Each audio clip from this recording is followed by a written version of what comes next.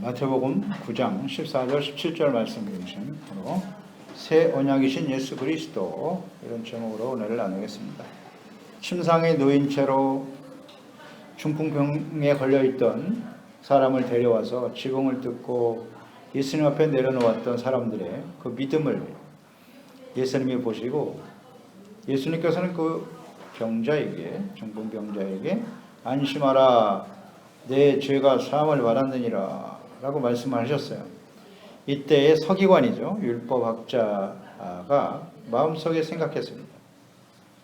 하나님만 할 수 있는 죄 사함을 감히 사람이 말을 하다니 하면서 예수님을 마음속에 비판하고 있었죠. 이것을 알고 계신 예수님께서 비유를 들어 설명하신 거죠.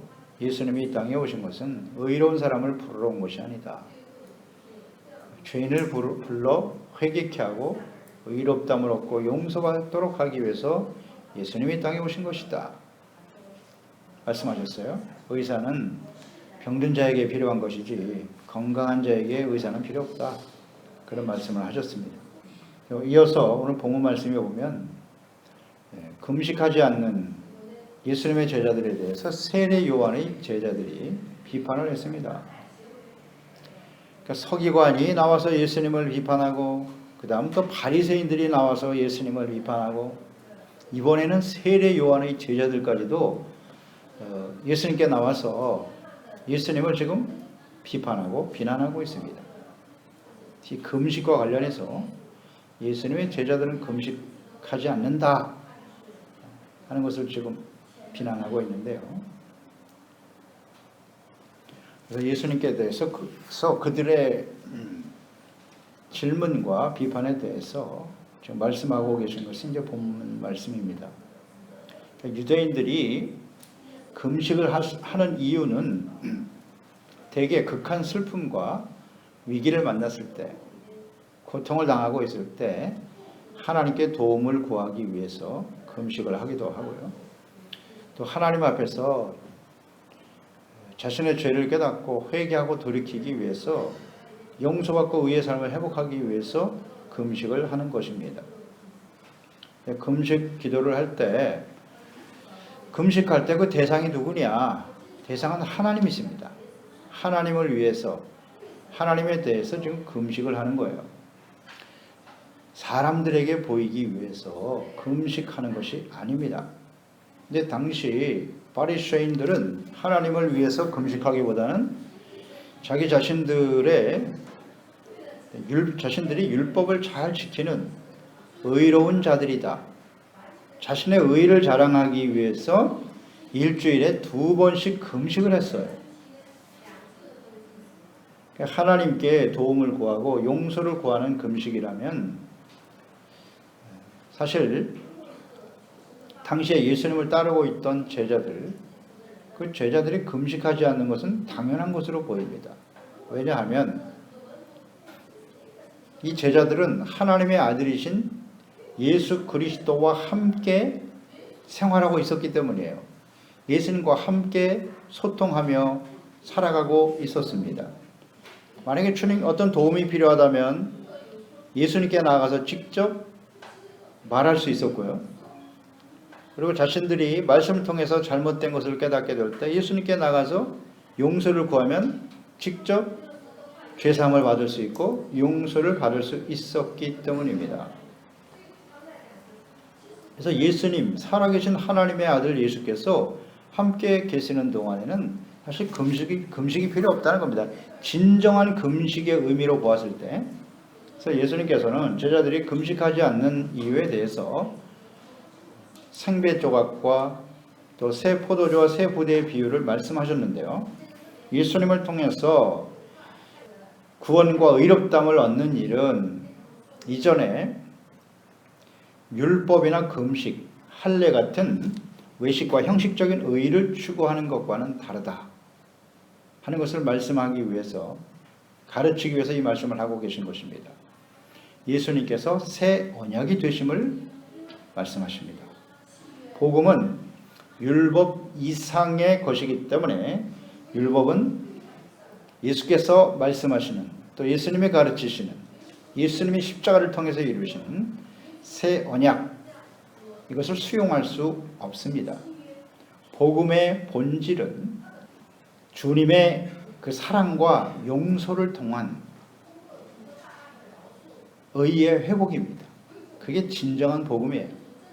그래서 금식으로 대변되는 율법의 행위가 근본적으로 사람을 구원과 의롭다함을 얻게 할 수 없으며 새 언약이신 예수 그리스도를 통해서 의롭다함을 얻고 구원을 받게 된다는 가르침이 오늘 본문의 말씀입니다.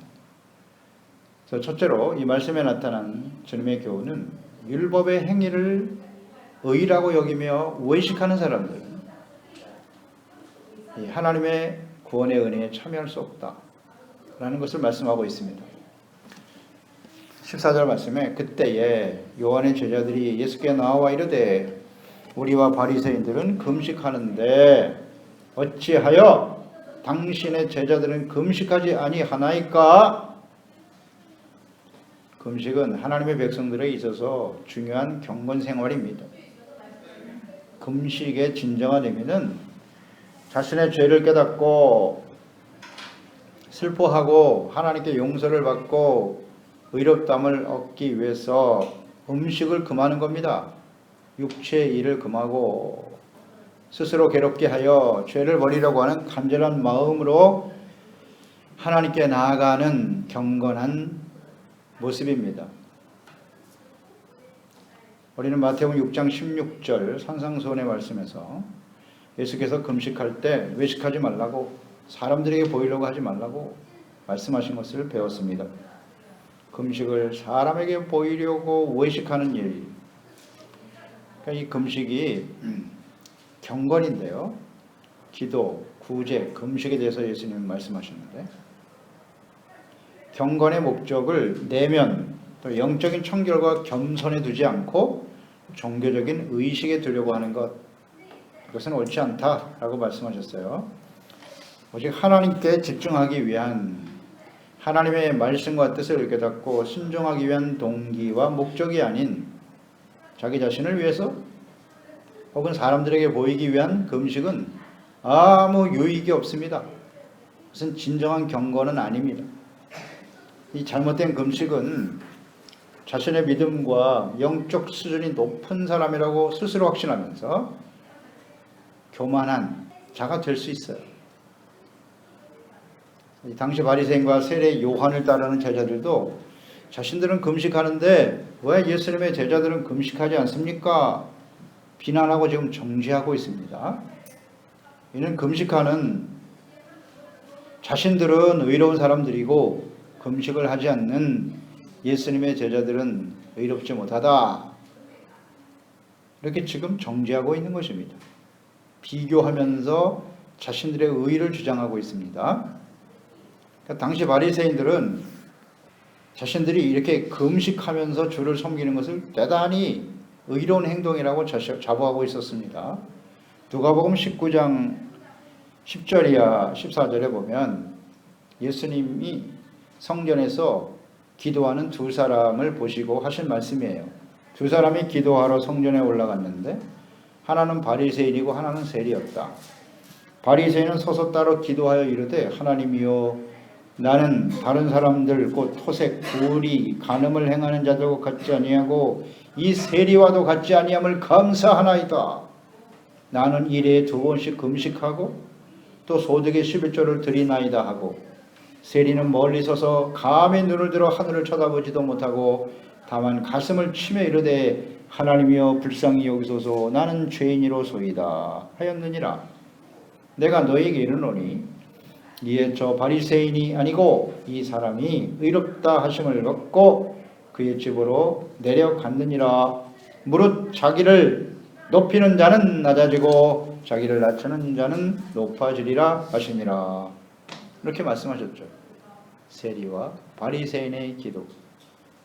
이 바리새인들은 이처럼 다른 사람들과의 차별성을 강조하면서 일주일에 2번 금식하고 11조도 드리고 나는 의롭고 완전한 사람이에요, 나에겐 죄가 없습니다, 이런 기도를 드리고 있었다는 거예요. 이게 바리새인들의 그 당시의 모습이에요. 예수님께서는 그 기도는 응답하실 수 없다라고 말씀하셨어요. 본래 금식이라고 하는 것은 이렇게 일주일에 2번씩 할 필요는 없는 거예요. 기록된 율법은 1년에 딱 1번 하면 되는 거라고 그랬죠. 1년에 1번 대속죄일 그때에 대제사장이 1년에 딱 1번 들어가요. 지성소 안에. 백성들의 죄를 대속하기 위해서 들어갈 때 그때 모든 백성들이 함께 금식하는 거예요. 1년에 1번만 하면 되는 거죠. 그래서 레위기 23장 27절 이하에 보면 7째 달 열흘날은 속죄일이니 너희는 성회를 열고 스스로 괴롭게 하며 여호와께 화제를 드리고 이날에는 어떤 일도 하지 말 것은 너희를 위하여 너희 하나님 여호와 앞에 속죄할 속죄일이 됨이니라. 이날에 스스로 괴롭게 하지 아니하는 자는 그 백성 중에서 끊어질 것이다 라고 말씀하셨어요. 여기 중요한 것이 스스로 자기를 괴롭게 한다는 말이 나오죠. 괴롭게 하다. 이 원래 히브리어의 단어가 인니템이라고 하는 말인데요. 그 말의 의미는 낮추다 혹은 억제하다 하는 의미를 가진 아나에서 유래된 말이에요. 그러니까 하나님 앞에서 스스로 괴롭게 한다라고 하는 것은 여기 금식이란 말은 없잖아요. 이 단어는 없어요. 속죄일에 스스로를 괴롭게 하라는 뜻인데 그래서 자기 스스로를 낮추는 거예요. 낮추고 금식하면서 하나님 앞에 회개, 속죄일이니까 회개하는 거 아니겠습니까? 회개하는 것을 의미하는 거예요. 이게 금식하는 이유란 말이죠. 그러니까 하나님 앞에서 자기를 낮추고 겸손해지기 위함. 이것이 바로 금식의 진정한 의미였다는 거죠.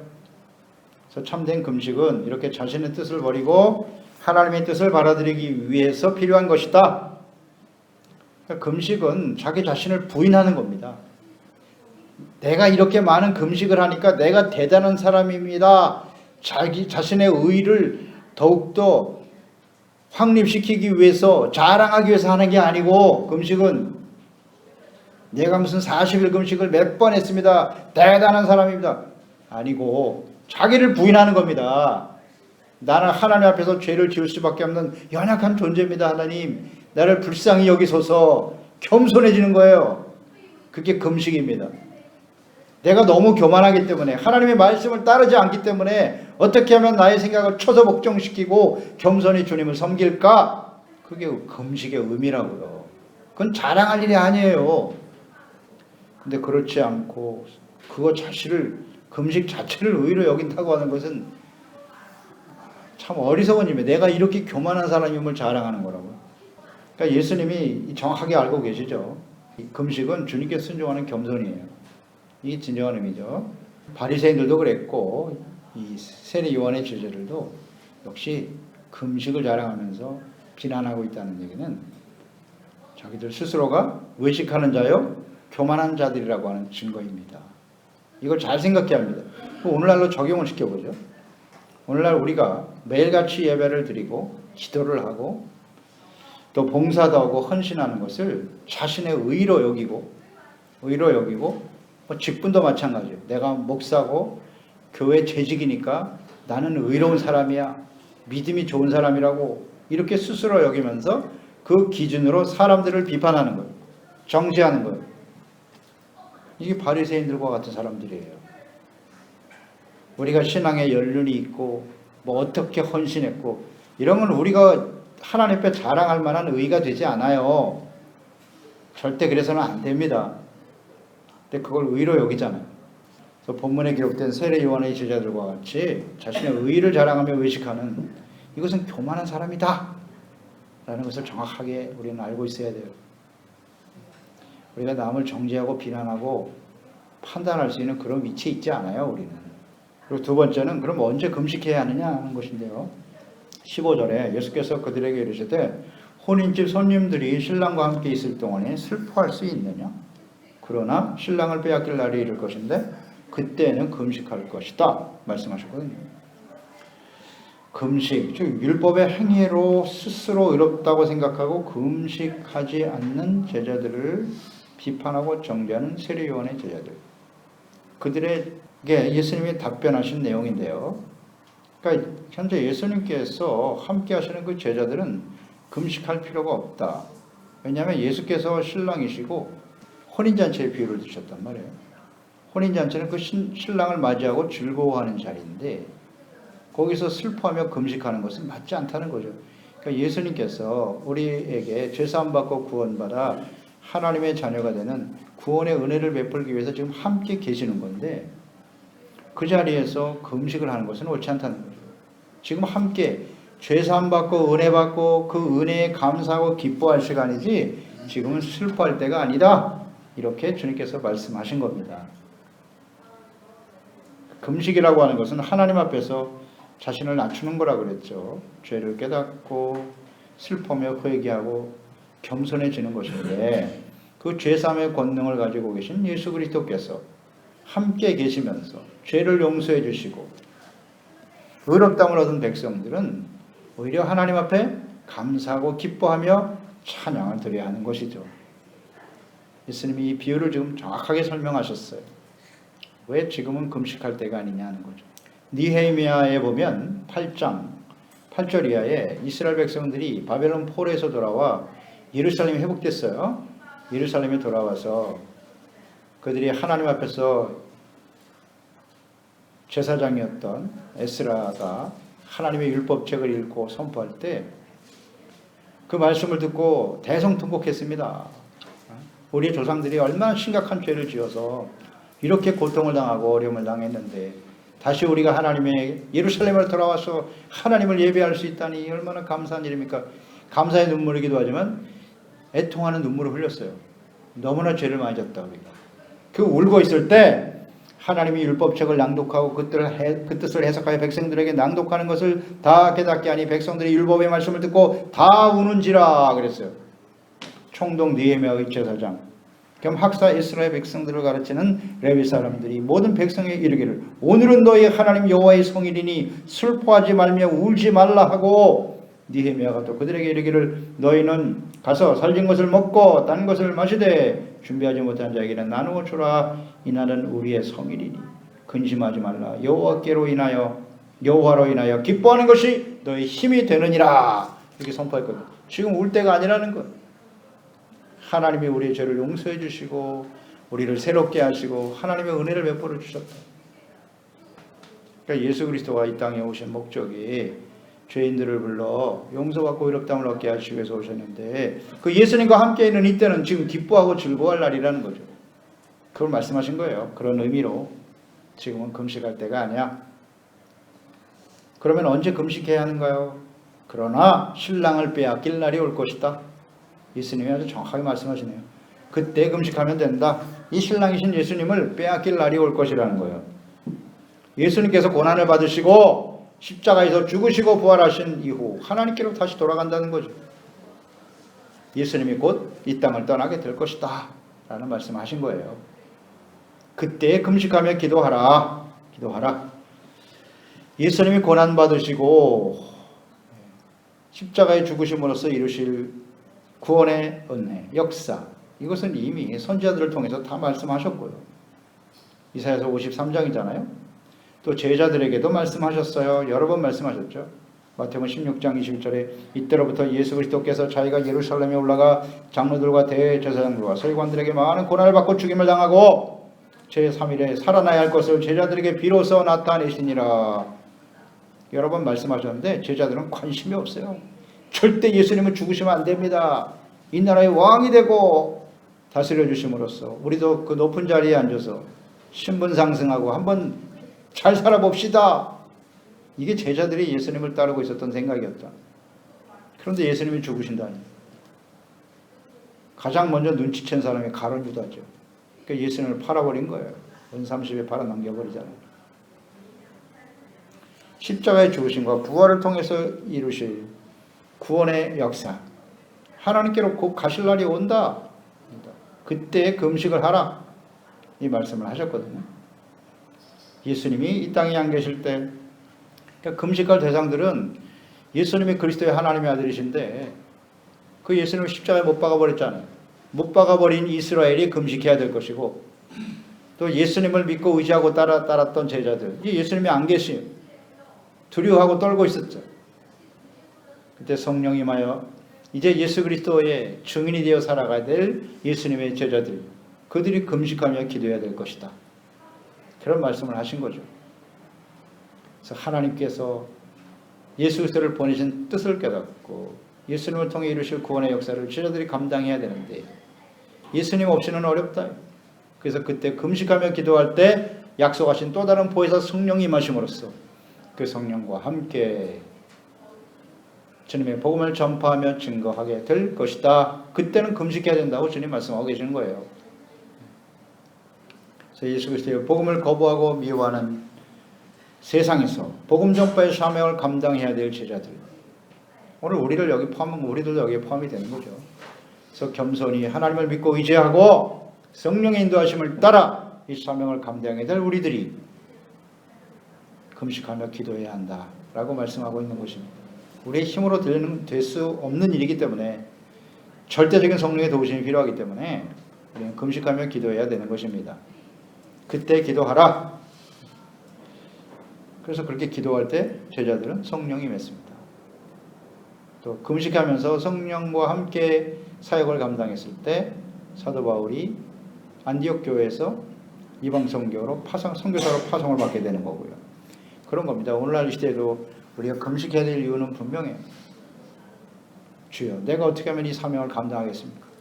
하나님의 성령의 능력으로 충만하게 하사 주님이 주신 이 지인과 사명을 감당하게 하소서. 나 같은 죄인 불쌍히 여기시고 하나님의 뜻을 이루게 하소서. 이게 진정한 금식이죠. 그렇지 않은 금식은 의미가 없어요. 그럼 세 번째, 새 언약. 예수께서 말씀하신 이 비유의 의미는 새 언약, 또 새 생명과 새 시대를 여시는 것이다. 이렇게 이해하면 되는데요. 16절 17절이죠. 생배 조각을 낡은 옷에 붙이는 자가 없다. 이는 기운 것이 그 옷을 당기어 헤어짐이 더하게 되며 새 포도주를 낡은 가죽 부대에 넣지 않는다. 그렇게 하면 부대가 터져 포도주도 쏟아지고 부대도 버리게 되니 새 포도주는 새 부대에 넣어야 둘이 다 보존된다. 포도주도 부대도 온전할 수 있다라는 말씀하셨네요. 당시에 그 서기관, 바리새인, 세례 요한의 제자들까지도 예수님을 이렇게 비난하고 비판하면서 예수님께 나왔는데요. 이들이 왜 이렇게 예수님을 비난하는 거예요? 예수님을 비판하는 이유가 뭐예요, 도대체?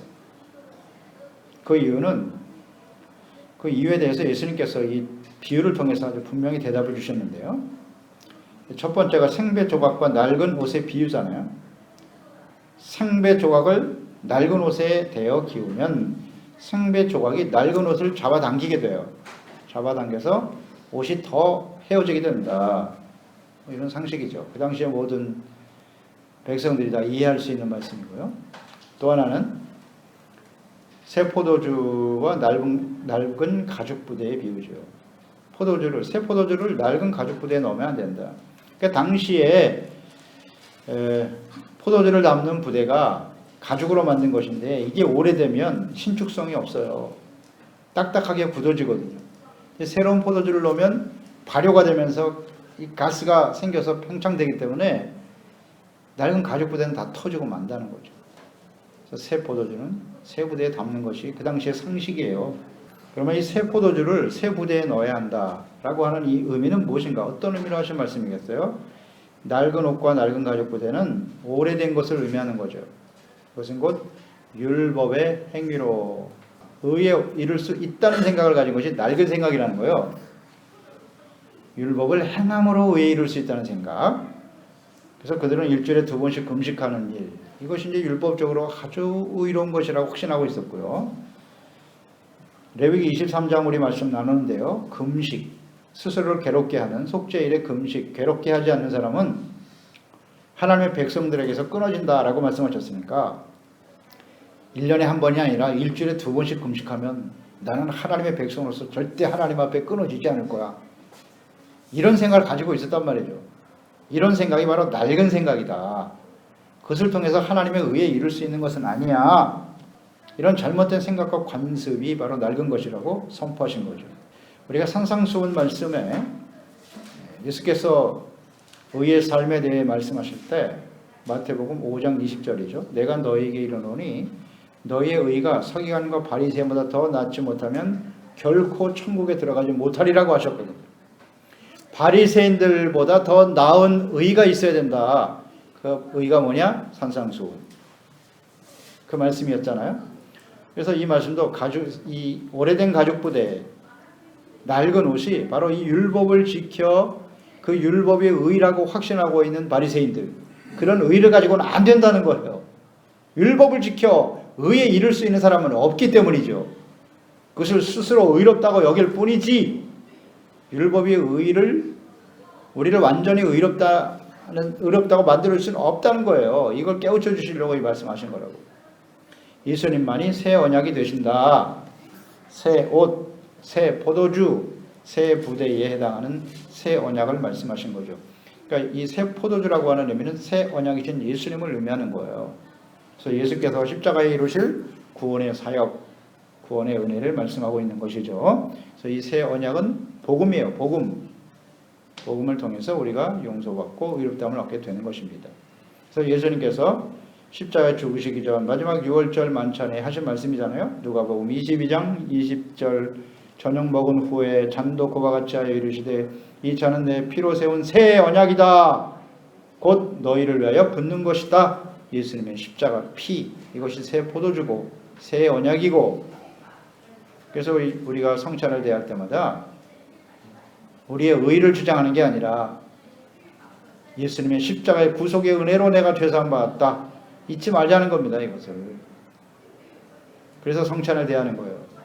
내가 신앙의 열림이 어떻고 어떤 일로 하나님 앞에 어떻게 헌신을 했고 그 의를 주장하지 말고 성찬할 때마다 새 언약이란 말입니다. 나는 하나님의 은혜로 죄사함 받고 구원받은 사람입니다. 잊지 말자. 이 성찬의 의미죠. 그래서 로마서 3장 20절 24절에 그러므로 율법의 행위로 그의 앞에 의롭다 하심을 얻을 육체가 없다. 율법으로는 죄를 깨달음이니라. 이제는 율법 외에 하나님의 한 의가 나타났으니 율법과 선지자들에게 증거를 받은 것이라. 곧 예수 그리스도를 믿음으로 말미암아 모든 믿는 자에게 비치는 하나님의 의니 차별이 없느니라. 차별이 없어요. 복음을 통해서 주시는 예수 그리스도의 피를 통해서 주시는 의는 차별이 없는데, 당시 세례 요한의 제자들이 예수님의 제자들에게 와서 차별성을 강조하잖아요. 나는 금식하는데 당신들은 왜 금식 안 해? 이렇게 차별해. 그러면서 자신은 의롭다는 거예요. 너희들은 의롭지 못하고? 그런 의가 아니라는 거예요. 예수님의 십자가를 통해서 주시는 의는 차별이 없다. 자랑할 것도 없고 절대 교만해서도 안 되는 것이고, 이 새 언약의 의미죠. 십자가에서 흘리신 예수 그리스도의 피는 새 부대에 담아야 할 새 포도주인 거예요. 예수님의 피가 새 포도주예요. 새 부대이고요. 그래서 십자가에 흘리신 예수 그리스도의 피는 모든 사람들의 죄를 다 용서하시고 의롭다함을 얻게 하시며 영원한 생명을 주시는 새로운 언약입니다. 그래서 종교적인 어떤 형식, 예배, 기도, 금식, 구제, 헌신 등을 의로 여기고 자랑하는, 외식하는 사람들이 되지 말고 새 언약, 새 생명이 되신 예수 그리스도의 은혜를 감사하고 그 하나님의 약속의 말씀을 소중하게 여기고 순종하는, 정말 두렵고 떨리는 마음으로 주의 말씀을 따르며 의를 소중하게 여기고 증거하는 종들이 되어야 한다는 가르침입니다. 기도하겠습니다.